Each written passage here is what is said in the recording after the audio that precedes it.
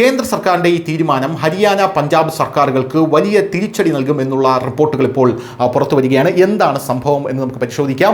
കേന്ദ്ര സർക്കാരിൻ്റെ തീരുമാനം ഹരിയാന പഞ്ചാബിന് തിരിച്ചടിയാകുന്നത് എങ്ങനെയാണ്? ഭരണഘടനയുടെ ആർട്ടിക്കിൾ 240 അതിന് കീഴിൽ ചണ്ഡീഗഡിനെ കൊണ്ടുവരാനാണ് കേന്ദ്ര സർക്കാർ ഇപ്പോൾ തയ്യാറെടുക്കുന്നത്.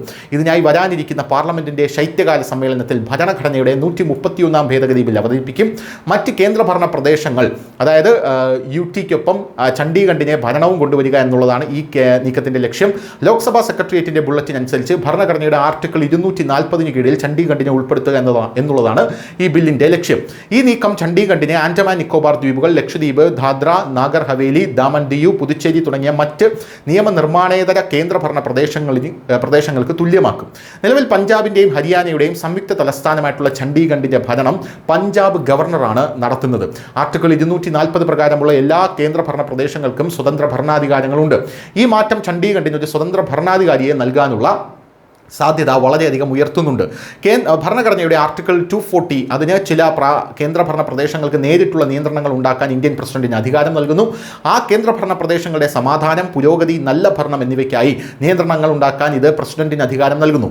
ഈ ആർട്ടിക്കിൾ പ്രകാരം പ്രസിഡന്റ് നിർമ്മിക്കുന്ന ഏതൊരു നിയന്ത്രണത്തിനും പാർലമെന്റ് നിർമ്മിച്ച ഏതൊരു നിയമവും റദ്ദാക്കാനോ ഭേദഗതി ചെയ്യാനോ അധികാരമുണ്ട്.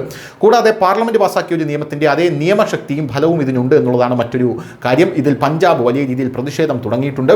പഞ്ചാബിനും ഹരിയാനയ്ക്കും ചണ്ഡീഗഡിനും മേൽ പൂർണ്ണ അവകാശവാദം ഉന്നയിക്കുന്നതിനാൽ ഈ നീക്കം ഇരു സംസ്ഥാനങ്ങൾക്കും വളരെ സെൻസിറ്റീവ് രാഷ്ട്രീയ വിഷയമാണ്. ആം ആദ്മി പാർട്ടി MP വിക്രംജിത്ത് സിംഗ് സാൻഹി, പഞ്ചാബ് മുഖ്യമന്ത്രി ഭഗവത് മാൻ തുടങ്ങിയ നേതാക്കൾ ഈ നീക്കത്തെ ശക്തമായി എതിർത്തു. ചണ്ഡീഗഡ് എപ്പോഴും പഞ്ചാബിന്റെ അവിഭാജ്യ ഘടകമായിരിക്കുമെന്ന് പഞ്ചാബ് മുഖ്യമന്ത്രി ഉറപ്പിച്ചു പറഞ്ഞു. വിഭജനത്തിന് ശേഷം ചണ്ഡീഗഡ് പഞ്ചാബിന്റെ തലസ്ഥാനമാക്കുന്നതിന് ചരിത്രപരമായിട്ടുള്ള പ്രാധാന്യമുണ്ട്. കൂടാതെ നിരവധി കരാറുകൾ പ്രകാരം ചണ്ഡീഗഡിനെ പഞ്ചാബിന്റെ തലസ്ഥാനമാക്കുമെന്ന് കേന്ദ്രം വാഗ്ദാനം ചെയ്തിരുന്നുവെന്നും സാഹ്നി പറഞ്ഞു. പഞ്ചാബിന്റെ ചരിത്രപരവും ഭരണപരവുമായിട്ടുള്ള നിയന്ത്രണം അവസാനിപ്പിക്കാനും സംസ്ഥാനത്തിന്റെ ഫെഡറൽ അവകാശങ്ങളെ ആക്രമിക്കാനും പഞ്ചാബിനെ തലസ്ഥാനത്ത് നിന്ന് അകറ്റി നിർത്താനുമുള്ള ഗൂഢാലോചനയാണ് ഈ ഭേദഗതിയെന്ന് പ്രതിഷേധ നേതാക്കൾ വിശ്വസിക്കുന്നു എന്നുള്ളതാണ് മറ്റൊരു പ്രധാനപ്പെട്ട കാര്യം. 2016 ഓഗസ്റ്റിൽ വിരമിച്ച ഉദ്യോഗസ്ഥനായിട്ടുള്ള KJ അൽഫോൺസിനെ ചണ്ഡീഗഡിന്റെ സ്വതന്ത്ര അഡ്മിനിസ്ട്രേറ്ററായി നിയമിക്കാനും കേന്ദ്രം ഇടയ്ക്കിടെ ശ്രമിച്ചിരുന്നു. News desk news India Malayalam.